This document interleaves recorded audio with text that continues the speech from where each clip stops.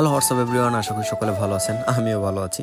তো স্বরূপকুটি থেকে বরিশালের উদ্দেশ্যে রওনা দিছি। সকালবেলা বের হচ্ছি বাসা থেকে। কিছু দূর আসার পরে এরকম একটা সুন্দর একটা রোড আপনি গুইঠা আসলে পেয়ে যাবেন। কার না মনে চায় যে এখানে একটু ঘুরে যাই, তো আমিও সবার মতনই আমি একটু ঘুরে আসলাম।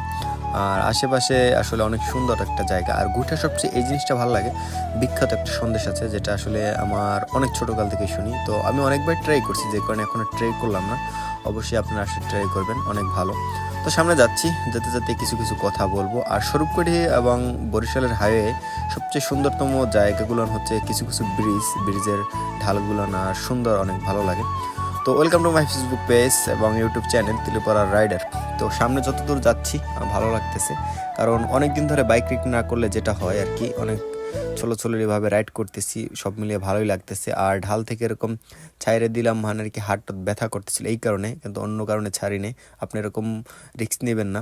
তো সামনে যাচ্ছি, আর এই যে একটা 4x8 বাচ্চা দেখেন আপনি, 4x8 ফুল টান, মানে তারা বুঝি না 4x8 কোনো রাইডাররা যদি দেখে তারা যে কি পিক আপ ফাটায়। যতটুকু আমি জানি 4x8 অ্যাক্সিডেন্ট করে বেশি, আর যতই অ্যাক্সিডেন্ট হিস্টোরি দেখা যায় 4x8 একটু বেশি দেখা যায়, কারণ তাদের ওই যে পিক আপ ফাটানোর গাড়িতে উঠলেই মনে হয় যেন আমার গাড়ি 160 সিসির টান। তো সেইভাবে তারা প্রয়োগ করার সবসময় চেষ্টা করে, এই কারণে অ্যাক্সিডেন্টও বেশি হয়। তো চলে আসছি আমরা ঘুরের পারে। যেহেতু এই সামনে ঢাকার হাইওয়ে রোড, আর এইখান থেকে বাইক রাইড করা আসলে একটু টাফ ব্যাপার, কারণ আপনার দেখে শুনে চলতে হবে। হাইওয়ে রোডে উঠতে হলে আপনার সামনে পিছনে দুই দিকে খেয়াল করতে হবে, না হলে যে কোনো সময় গাড়িতে এসে আপনাকে মেরে দিতে পারে। অ্যাক্সিডেন্ট এই কারণে এখানে বেশি হয়। তো সামনে যাচ্ছি, আর যে জিনিসটা আমি শেয়ার করতে যাচ্ছি, অ্যাক্সিডেন্ট যেই করুক না কিন্তু বাইকের দোষটাই কিন্তু সবসময় বেশি হয়। সে আইন নাই বিধায় এমন একটা সিচুয়েশন তৈরি হয়, যে যেভাবে পারে সেভাবে চালাই দিচ্ছে।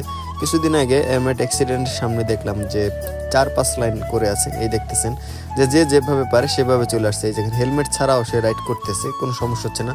আর এর আগে হেলমেট দিয়েও আপনি ছাড় পাইতেন না, চলে আসছে। এই যে মামা দৌড় দিচ্ছে, মনে হয় যেন সে দৌড় প্রতিযোগিতায় নাম লেখাইছে, এরকম দৌড় দিয়ে রাস্তা পার হচ্ছে।